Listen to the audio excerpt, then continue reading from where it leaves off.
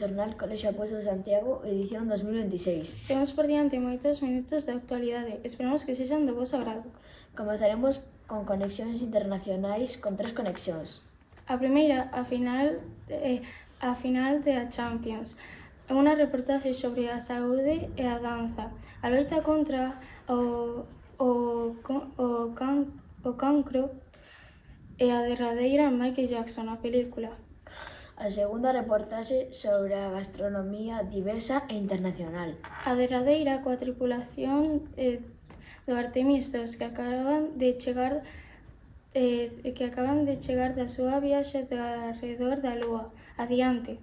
Hoxe os vamos a falar sobre diferentes noticias de diferentes partes do mundo e conectamos como compañero Jan. Grazas, Valentina. Estamos aquí no Puskas Arena, onde vai a xogar a final da Champions League. Os aficionados e algunhas lendas do PSG e do Arsenal están no campo.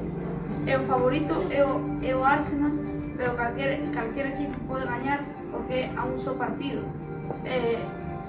Conectamos con minha compañera Valentina. E hoxe os vou falar sobre o Día Internacional da Danza. Celebra-se o 29 de abril en todo o mundo.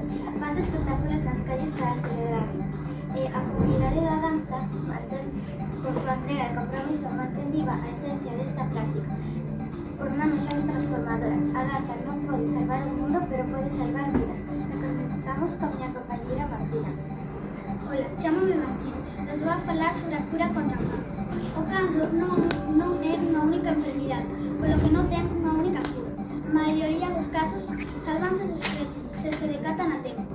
O máis habitual é o de páncreas. Agora conectamos con miña compañera Almudena. Moitas grazas, Martina. Ola, chámame Almudena e hoxe vou vos falar sobre a estrea da película de Michael Jackson.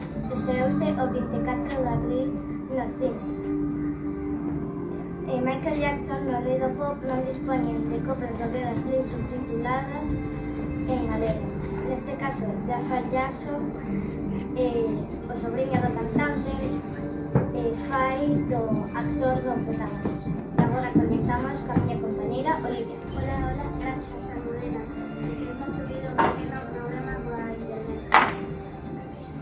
Ahora vamos a falar do Valencia Basket. O Valencia Basket ganó 8 copas internacionales e unha copa da Reina.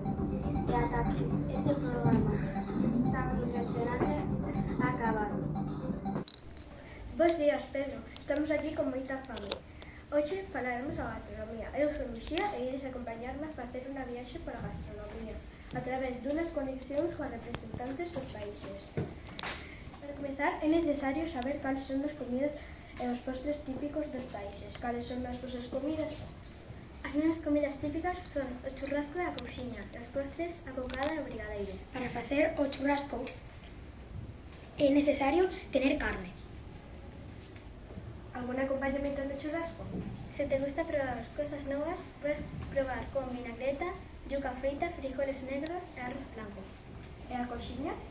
Para facer a couxiña necesitase peituga de polo, caldo de polo, fariña e perexil.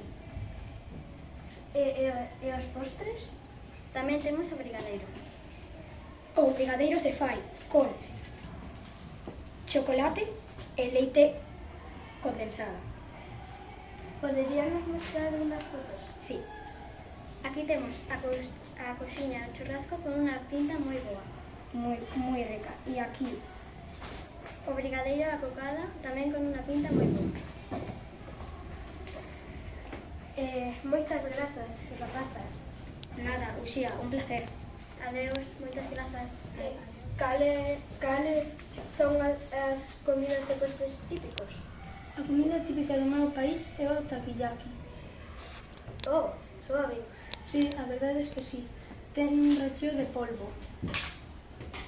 E tamén hai que destacar os postres. Sí, o meu postre é o taiyaki. Poderíanos decir cal é a diferencia do taiyaki con o de yaki? Por suposto, o taiyaki ten unha masa máis parecida á la do gofre,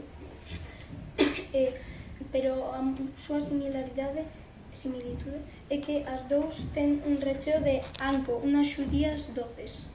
Poderíanos mostrar unhas fotos? Por suposto, aquí está o takoyaki e o taiyaki. Moitas grazas, Kaito. Moitas gracias a ti, Lucía. Cal é a túa comida típica? A comida típica é o codbullar e o postre o semla. Poderíanos decatar o origen do semla? O semla é principalmente un postre que se toma en Cuaresma, pero colleu fama por influencias estranxeiras.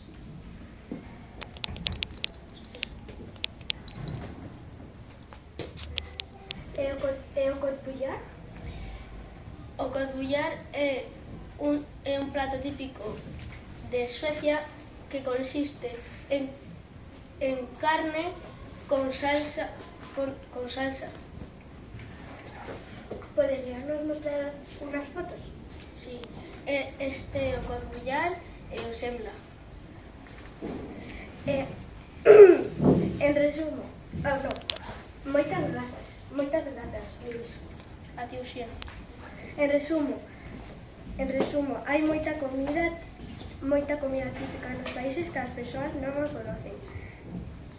Hasta aquí chega o programa de hoy. Moitas grazas por quedaros.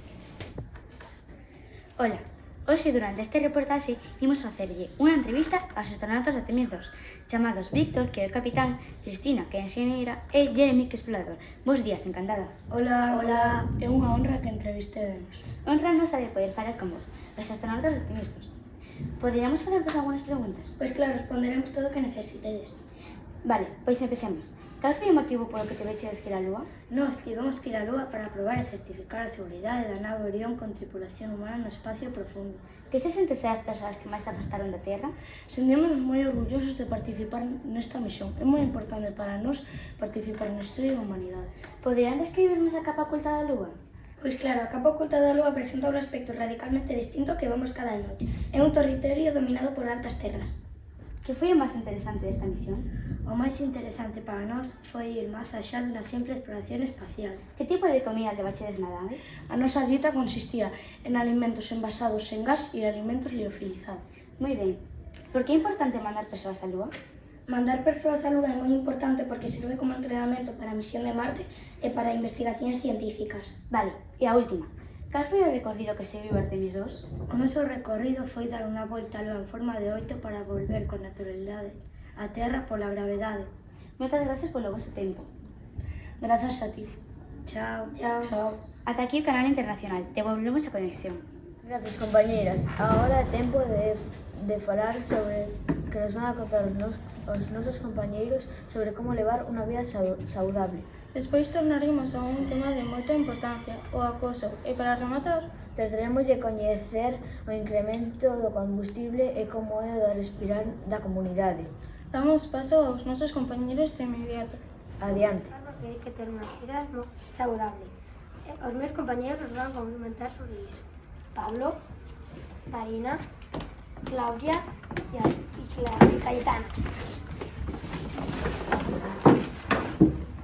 O 70,6% da población teñe unha dieta pouco saudable, un notable de alimentos ultraprocesados. A comida saudable é máis cara, pero é máis saudable para o noso corpo e as chuches, a comida non saludable é máis barata, pero mala para o noso corpo. Comer saudable é fundamental para a saúde física e mental, xa que proporciona nutrientes esenciais para o noso corpo. É recomendable tomar 5 pezas de froita ao día, como por exemplo a maza. A boa alimentación axuda a prever enfermidades como cáncer e axuda a mellorar a enerxía. Moitas gracias pola vosa atención. Bos días, hoxe imos a falar sobre o acoso físico stalking. Agora imos conectar coa miña compañeira Julieta, que entrevistará a prestigiosa psicóloga de Lara.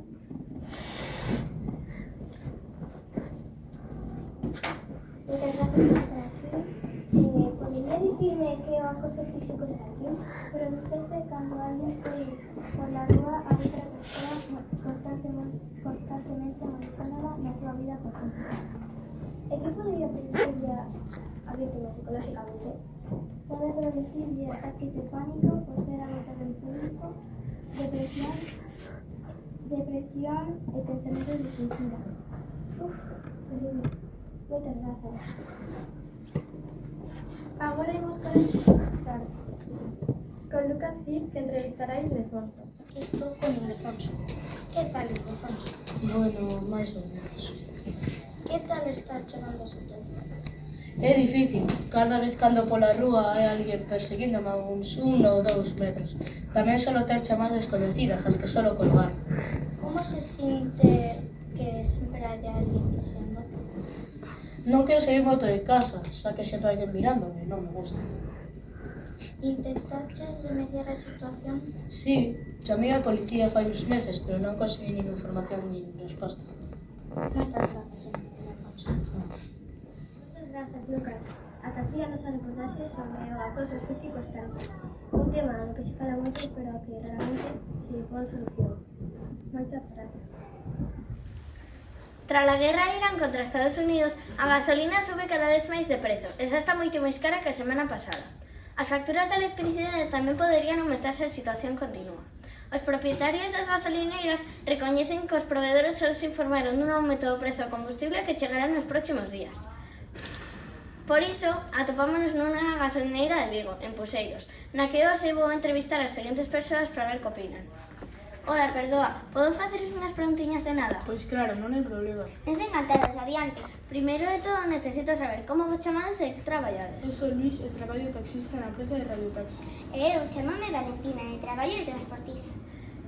Perfecto. Afectamos moito nos vosos traballos? Pois a verdade é que sí, porque reduce os beneficios e quítanos parte do traballo. Ademais, o coche, ou no meu caso, o camión e anos é ferramenta de traballo, polo que temos un impacto directo neses aspectos.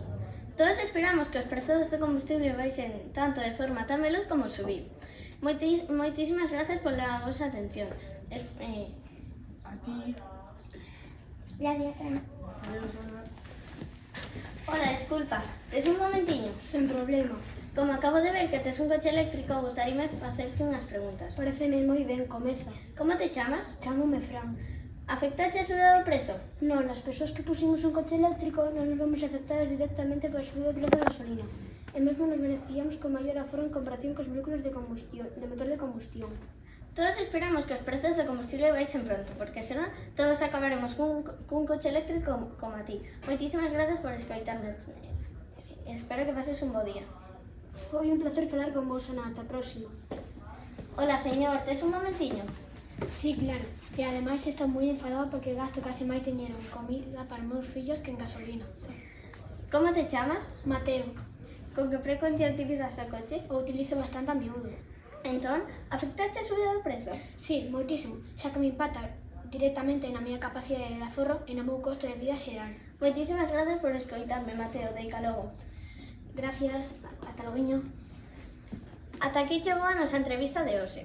Ata a próxima, moitas grazas por todo. Devolvemos a conexión. Gracias, compañeiras. Agora é tempo de falar sobre que nos van a contar os nosos compañeiros sobre como levar unha vida saudable. Despois tornaremos a un tema de moita importancia, o acoso, e para rematar, trataremos de coñecer o incremento do combustible e como é o de respirar da comunidade. Damos paso aos nosos compañeros de inmediato. Adiante. Hola, sí, Pedro, estamos aquí con Abel Caballero, o noso alcalde de Vigo. Hola, boas tardes. Eu son Abel Caballero e estamos aquí con unha das nosas mellores presentadoras, Emma. Sí, Abel, tínhamos algunhas preguntas para vostede. Pois empezar cando querades. Vale, unha das nosas preguntas é que para vostede como son as festas de Nadal en Vigo? Para min as festas de Nadal en Vigo son moi bonitas porque as luces iluminan toda a cidade e veñe moita xente de outros países para ver a nosa cidade. A verdade é que sí, pero cambiando de tema, para vostede, cuáles son unhas das cousas máis importantes de Vigo? Para mí, unha das cousas máis importantes de Vigo son o equipo de fútbol, o Celta, a Ría de Vigo e así as sillas. A min, entre as A min interésame moito falar con cidadás das Illas Cíes. Conectamos con Sofía. Hola, boas tardes, Emma. Estamos aquí con cidadán das Illas Cíes, Xaime. Boas tardes. Xaime, poderíamos facer algunhas preguntas? Por supuesto, pero vai chegar unha veciña miña. Vale. Unha das minhas preguntas é: podense levar mascotas as illas? A verdade é que non sei porque mudeme fai pouco. Hola. Hola. Poderías responder a esta pregunta? Sí, por supuesto. Vale, podense levar mascotas as illas? Non, está prohibido. E mira, he feito este libro sobre as Illas Cíes. Aquí está Galicia. Este trozo pequeniño son as Illas Cíes. Aquí está o mapa das Illas Cíes e aquí as Illas Cíes. Moi interesante. Outra das nosas preguntas é se é verdade que a Praia de Gredas foi nomeada unha das mellores praias do mundo. Sí, é verdade. Foi catalogada como unha das mellores praias do mundo en 2007. E Xaime, como está a auga? Aínda que parece ao Caribe, as súas augas están moi frías debido á influencia do afloramento. O alcalde de Vigo.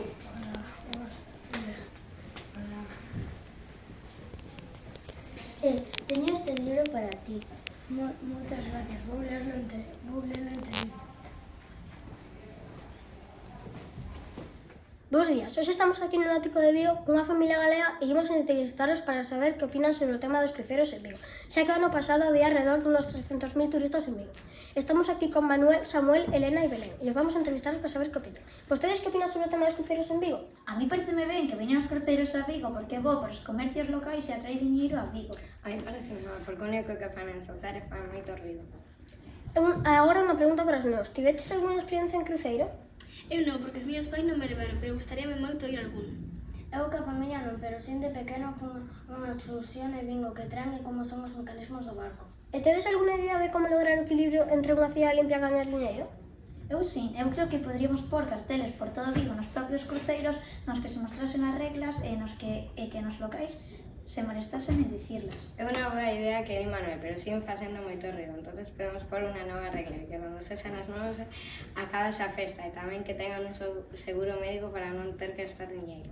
Creo que o que din a miña nai é moito dicir, pero a mí sirve con que non traigan o antivirus. E que farías para que viñesen máis cruceiros a Vigo? Eu creo que poderíamos crear agasallos das luces de Vigo, que é moi típico daqui. Eu creo que podríamos pôr máis visitas guiadas por Vigo e limpar máis as praias. Isto sería máis atractivo para cara aos turistas. Eu creo que di Manuel está ben, pero podemos pôr visitas por todo o náutico e que te conten as historias dos locais. Creo que o que di a miña nai está ben, pero a mí creo que isto realmente estaría ben é romper un pouco o centro comercial a Laxe e limpar un pouco a Alameda. Moitas grazas por prestarnos un pouco dos vosos minutiños. Devolvemos a conexión a Daniela. Hola Pedro, eu son Gonzalo e hoxe estamos en Cambados. Hoxe acompáñanos dúas mariscadoras que se chaman Martina e Alexia e falaremos de como se marisca, as ferramentas que son necesarias, etc. Hola, eu son Martina e nosa miña compañera Alexia. Os explicaremos todo o que sabemos. Hai moitos tipos de almeixas. Sí, hai bastantes. Aquí tedes uns exemplos. Por exemplo, a vieira grande, a pequena, a japónica, a fina, a lisa. E outros tipos, a almeixa babosa, a almeixa dourada, o berberecho, a navaxa e outros tipos máis. Moitas gracias. Agora, cambiando de tema, como podes pescar? Dunha forma se pode pescar coa rede, que máis ou menos mide 1 kilómetro. Agora vamos cos redeiros. Hola, eu son Enzo e formo parte dos redeiros. Os vou a falar sobre as redes. Enzo, hai redes máis finas que outras? Sí, hai redes máis finas que outras, que coas redes máis finas se pesca o marisco máis pequeno, pero coas redes máis grandes se pesca o marisco máis grande. Hai moitos tipos de redes. Por exemplo, coa rede grande podemos pescar a vieira e coa rede pequena podemos pescar o marisco. Adrián, traballo coas redes que hace o meu compañero Enzo. Hola Adrián, nos podes explicar un pouco como se traballa coas redes? En primeiro ponemos as redes no barco e vamos a unha zoa en concreto donde saibamos que haxa moitos mariscos e botamos as redes ao mar e esperamos unhas horas e despois sacamos as redes e sacamos os mariscos, peixes, etc. Gracias, Adrián. Agora vamos enseñar outra forma de mariscar. Os utensilios que necesitamos son as botas, o rastrelo, o calibre e un cubo. Vamos a prepararnos. O primeiro que temos que facer é colocar o rastrelo na area e rastrear. Cando encontramos unha almexa co calibre o medimos e se é boa a metemos no cubo e se é mala a plantamos de novo. Interesante. Sirve de sobra. Bueno, adeus. Adeus, chicos, moitas grazas. Ola, eu chámome Alba e os meus compañeiros chámanse Rodrigo, Daniel e Paula. Hoxe estamos aquí reunidos no programa de telexornal para entrevistar unha compañeira do Colexio Apóstol, Olalla. Hoxe imos a entrevistar a Olalla sobre a importancia das redes sociais da escola. Olalla, podes contarnos un pouco no que consiste o teu traballo? Por suposto, o meu traballo consiste en trasladar o día a día do colexio e informar a todas as familias do que acontece diariamente. Moi interesante. Agora nos podes contar como crees que pode influir as redes sociais dun colexio no proceso de matriculación do alumnado do mesmo? Os pais cada vez mostran máis interese en ver o que acontece diariamente, polo que a cantas familias máis probabilidades hai de que matriculen os seus fillos aquí. Espero que vos gostede moito e todos os días aquí ás 4 no programa de telexornal. Chao. Que tal vai todo por aí, compañeiras? Nos encantados de coñecer tantas novas. Agora prestaremos atención ás novas da nosa cidade olívica. Comezaremos con unha visita a un dos paraísos do mundo. Logo saberemos das experiencias de visitar a nosa cidade e máis tarde coñeceremos unha das prácticas dun dos nosos sectores primarios máis antigas e importantes realizadas en Galicia. Finalmente coñeceremos un poquito máis a unha persona que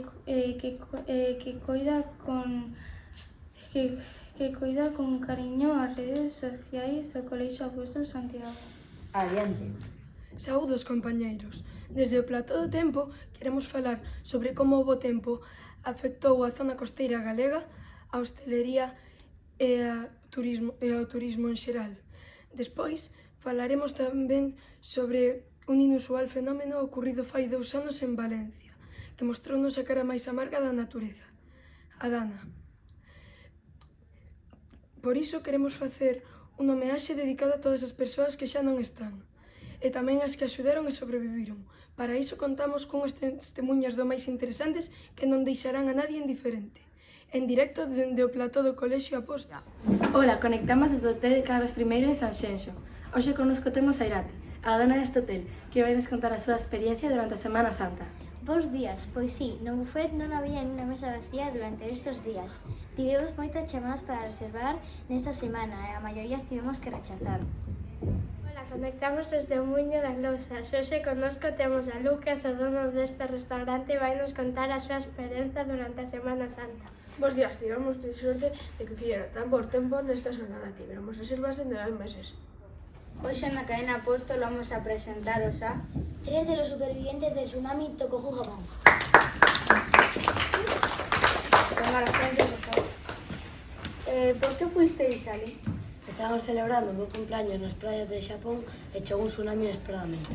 Cantas personas sobreviviron? Os supervivientes non se descubriron, pero hubieron máis de 20.000 muertos e desaparecidos. Que sensación tiviches estar al lado de unhas olas de máis de 10 metros? Tivemos moito medo, chalecos de calle que nos protexeron moito. Por sorte estábamos a 129 metros de escenario. A que fecha e hora sucedeu todo? Sucedeu 11 de marzo de 2011. E agora as 12:46 en hora xaponesa e as 7:46 da mañá en hora española. E aquí acaba o programa da cadena Apóstol. Esperamos veros pronto. Hasta pronto. Grazas de novo. Estamos tendo un telexornal do máis interesante, non crees, Daniela? Sí, Pedro, estoy de acordo. Xa é momento de saber que tempo teremos nestes días de vacacións para algúns, non, sí? Ademais, temos de primeira man información sobre a Dana.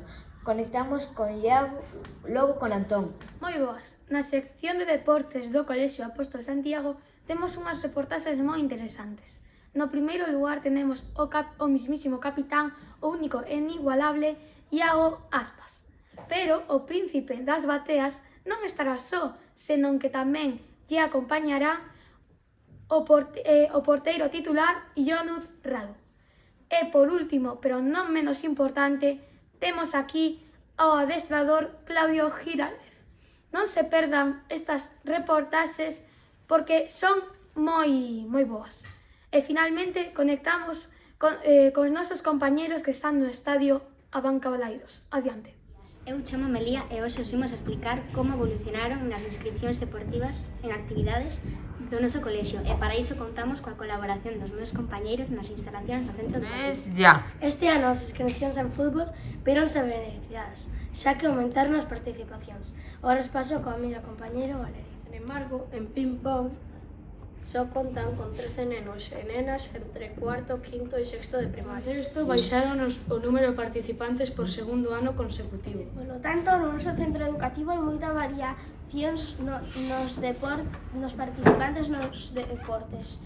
Pero hai anos nos que hai variacións dos participantes dos deportes que non. Pasamos cos nosos compañeros de outra sección para que os conten máis noticias. Estamos con unhas persoas moi importantes. No primeiro lugar, a mismísima lenda, o mismísimo capitán, Iago Aspas.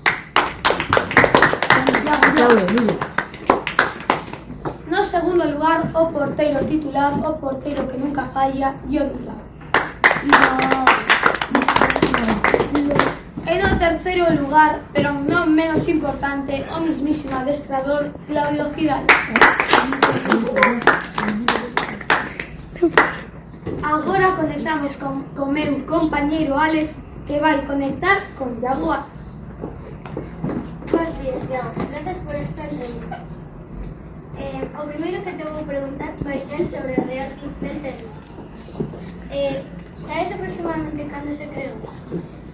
Se creou o 23 de agosto de 1923. Podes dicirme cales son as súas mascotas históricas?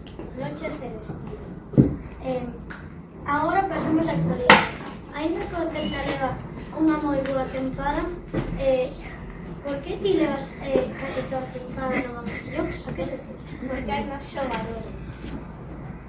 E hasta aquí a entrevista con Iago. Moitas grazas, Alex. Agora outra vez vai conectar Alex, pero con Ionut Radu. Bos días, Radu. Podes dicirme como foi a tua infancia? A miña infancia estuvo marcada por un inicio humilde no fútbol gracias a miña abuela e a miña avoa, clásicas mortes familiares. Tuve que deixar a miña casa para empezar con... Oh, qué pena. Pero serviste de mucho, ya que ahora estás en la cima del fútbol. Muchas gracias. De nada. Y hasta aquí a entrevista con Radu. Hasta luego. Moitas grazas, Alex.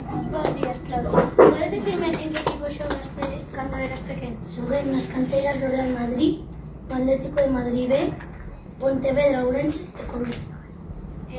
Ainda que ahora vas dirixindo a Celta, cantos partidos aproximadamente dirixiste? Dirixiste en 24 partidos oficiais e deses partidos 21 victorias, 16 empates e 17 derrotas.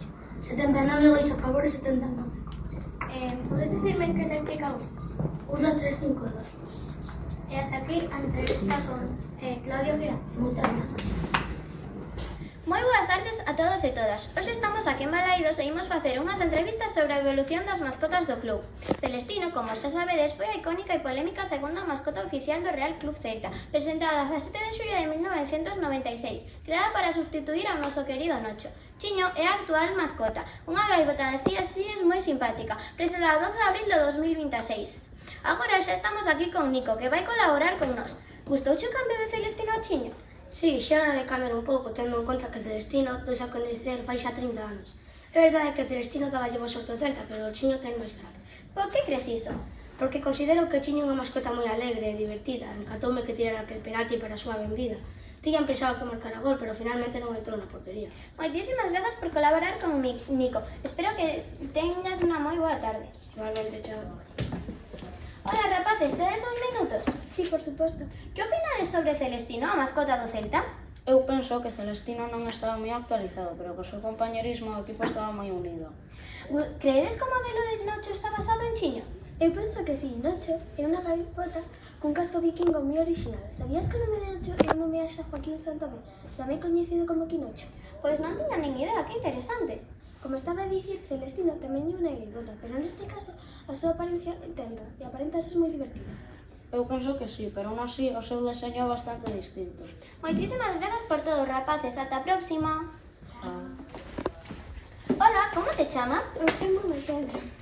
Gustouche o cambio das mascotas do Celta? Cal das tes gustache máis e por qué?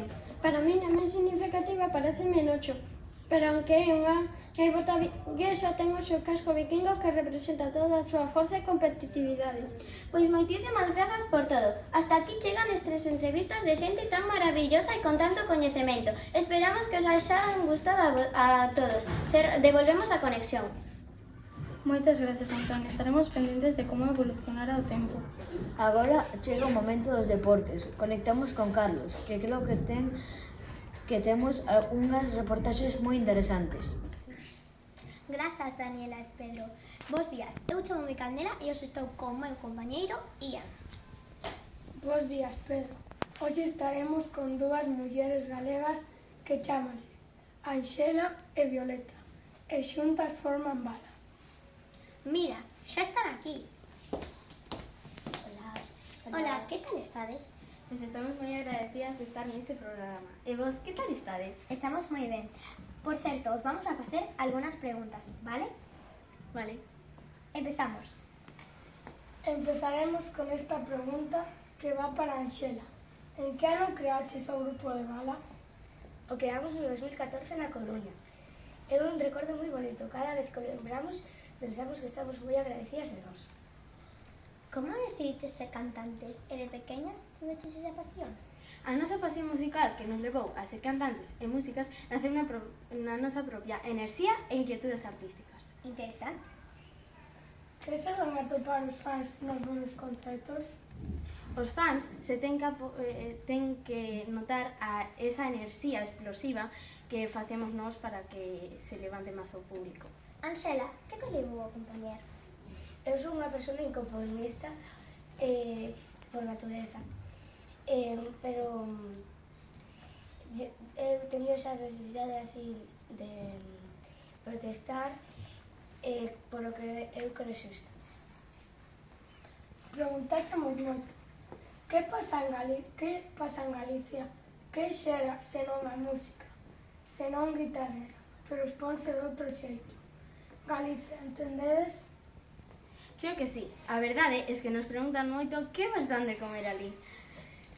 Non paran de ser cantantes moi interesantes.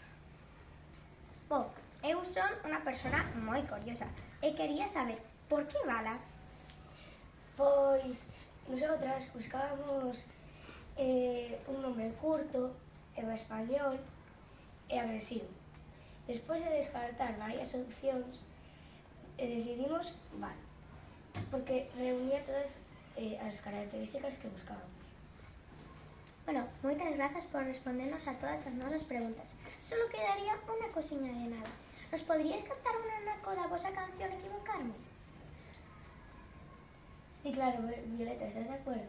Sí, claro.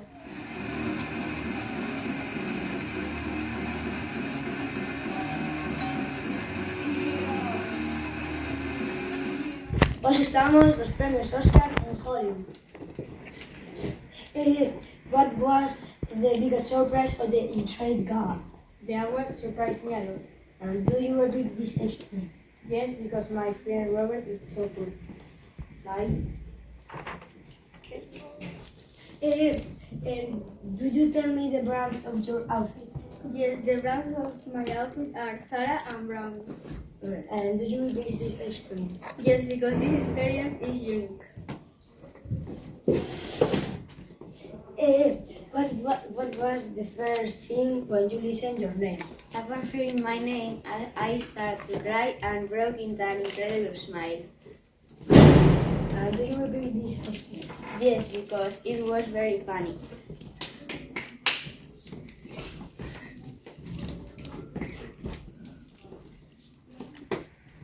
Barak, what was the first person? Will you tell me your denomination?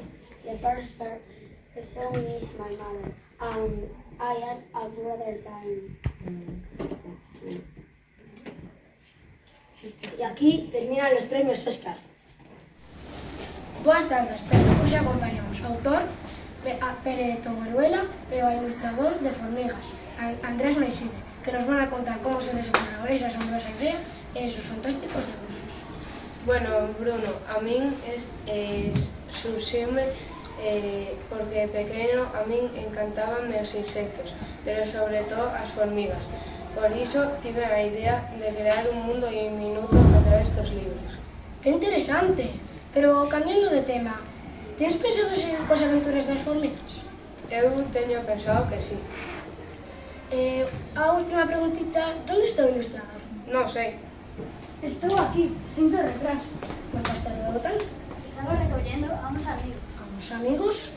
As formigas! Sí, muchísimos, Aunque non todas. Faltan dos, Rosario e Fernando. Non pasa nada, con dos me chega e me basta. Aunque, podo faceros algunhas preguntas? Pois claro. Comencemos. Como sentides ao salvar o mundo tantas veces? En canto a iso é moi divertido pensar por o mundo, pero por unha parte é moi esgotador. Tamén ver monumentos históricos. Pillar a Paumau facendo planes malvados. Que curioso. Pero como facedes para ir de un país a outro tan rapidamente? Me alegro que me preguntes iso, pois eu instalei un teletransportador na nosa caravana e máis outras moitas cousas. Wow, eso é moi interesante. Continuemos. Bueno, Andrés, como decidites a apariencia física das formigas sen necesidade de texto? Eu decidín que cada formiga reflexaría nas súas características e habilidades en vez de que todas fueran idénticas para que o lector pueda identificarlas rápidamente. Wow, continuemos.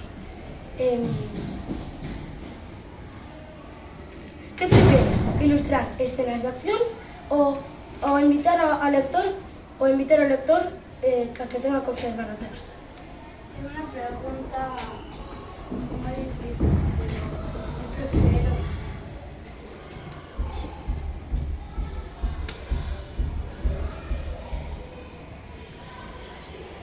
as escenas